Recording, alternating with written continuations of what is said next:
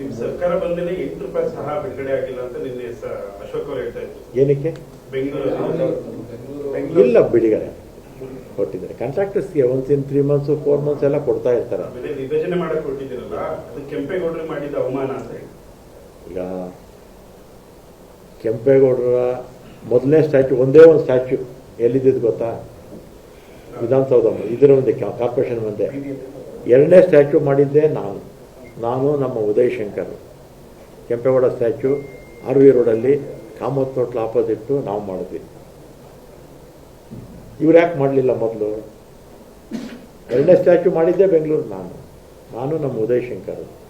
ಇವರು ಸುಮ್ಮನೆ ಕೆಂಪೇಗೌಡನ ಹೆಸರು ಇದಕ್ಕೆ ಬಳಸ್ಕೊಳ್ತಾರೆ ಅಷ್ಟೇ, ರಾಜಕೀಯಕ್ಕೆ. ಅವ್ರಿಗಿಂತ ಮುಂಚೆ ಸ್ಟ್ಯಾಚ್ಯೂ ನಾವು ಮಾಡಿದ್ವಿ.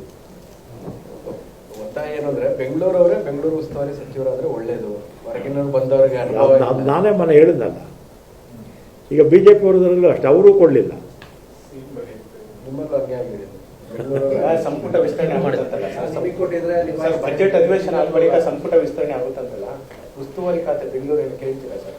ನಾನು ಯಾವುದು ಕೇಳಬಲ್ಲ ಸರ್. ಈಗ KN ರಾಜಣ್ಣ ಹೇಳಿದ್ದಾರೆ ಸರ್, ಜಿಲ್ಲಾ ಪಂಚಾಯತಿ ತಾಲೂಕ್ ಪಂಚಾಯತಿ ಚುನಾವಣೆ ದೃಷ್ಟಿಯಿಂದ ಪಕ್ಷ ಸಂಘಟನೆ ಮಾಡಬೇಕು, ನಂಗೆ ಹಾಸನ ಉಸ್ತುವಾರಿ ಬೇಡ ಅಂತ.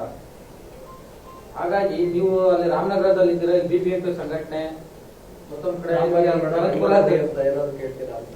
ಈಗ ಯಾಕೆ ಇಲ್ಲ ಸರ್, ಮೂರು ಪಾರ್ಟಿಯವರು ನಮಗೂ ಈಗ 8 ಟರ್ಮ್ ಆಗೋಯ್ತು, 52 ವರ್ಷ ಆಯಿತು ರಾಜಕೀಯಕ್ಕೆ ಬಂದು.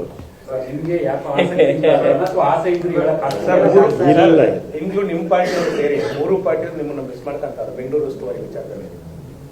ಸಮಯ ಸನ್ನಿವೇಶ ಸರಿ ಆಸಕ್ತಿ ತೋರಿಸಿ ಸೈಲೆಂಟ್ ಆಗಿ ಎಲ್ಲ ಈ BJP ಅವರು 2.5 ಲಕ್ಷ ಕೋಟಿ ಸಾಲ ಮಾಡ್ಬಿಟ್ಟು ಹೋಗ್ಬಿಟ್ರು. ಯಡಿಯೂರಪ್ಪ ಅವರು, ಬೊಮ್ಮಾಯಿ ಅವರು 80,000 ಕೋಟಿ ಸಾಲ ಇಟ್ಬಿಟ್ಟು ಹೋಗ್ಬಿಟ್ರು. ಸುಮ್ಮನೆ ದೂರ್ತಾರೆ ನಾವು ಮಾಡಿಲ್ಲ ಅಂತ. ಅಶೋಕ್ ಅವ್ರು ಕೇಳಿ, 80,000 ಕೋಟಿ ಸಾಲ ಇಟ್ಬಿಟ್ಟು ಹೋಗಿರೋದು ಅವ್ರ ಸರ್ಕಾರ. 2.5 ಲಕ್ಷ ಕೋಟಿ ಬೊಮ್ಮಾಯಿ ಅವರು, ಯಡಿಯೂರಪ್ಪ ಅವರು ಸಾಲ ಮಾಡಿರೋದು. ಸುಮ್ಮನೆ ನಮ್ಮ ಮೇಲೆ ದೂರ್ತಾರೆ ಅವರು.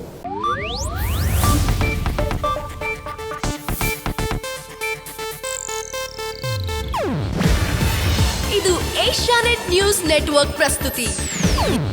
ನೀವು ನೋಡ್ತಿದ್ದೀರಾ ಏಷ್ಯಾನೆಟ್ ಸುವರ್ಣ ನ್ಯೂಸ್.